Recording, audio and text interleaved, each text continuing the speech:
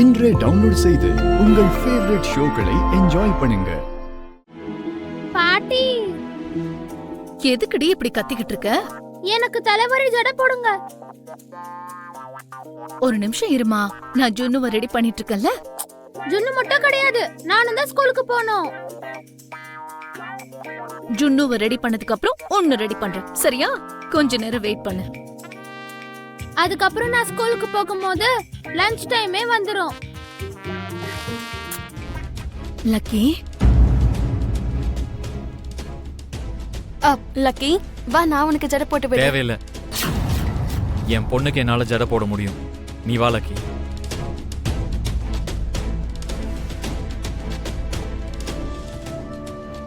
அம்மா, மெதுவா வாருங்கப்பா, எனக்கு வலிக்குது.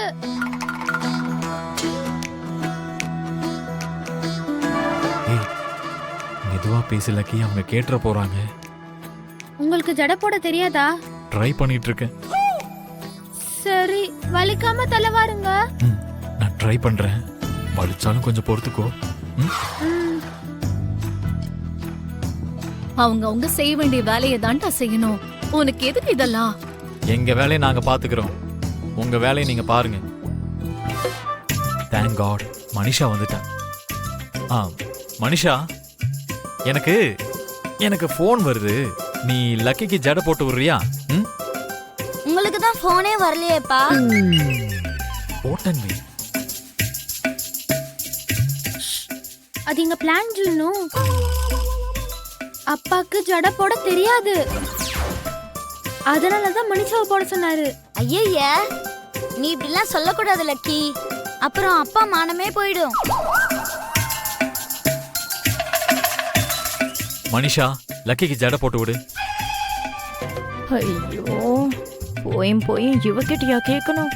இவ வாழ்க்கையில ஜடையே போட்டது இல்லையே, இவ எப்படி லக்கிக்கு ஜடை போடுவா?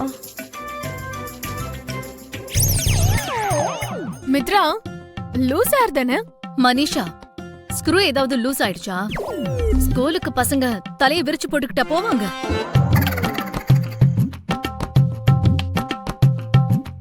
அவ எப்பவும் அப்படித்தானே இருப்பா அரவிந்தா. அதனால்தான் லக்கியும் அவளை மாதிரியே ரெடி பண்ணணும்னு நினைச்சிட்டா.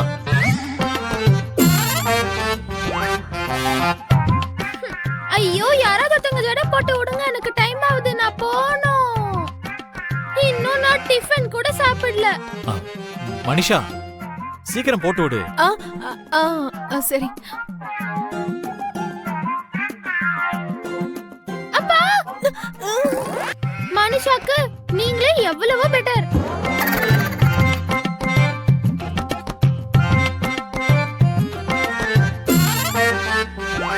லட்சுமி, அவங்களால இதெல்லாம் முடியாது. நீ போய் ஜடை போட்டு விடு.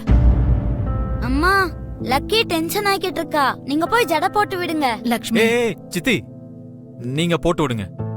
ப்ளீஸ் பா, எனக்கு டைம் ஆயிட்டே இருக்கு. லக்ஷ்மி அம்மாவே போட்டு விடட்டும். லக்கி, வா.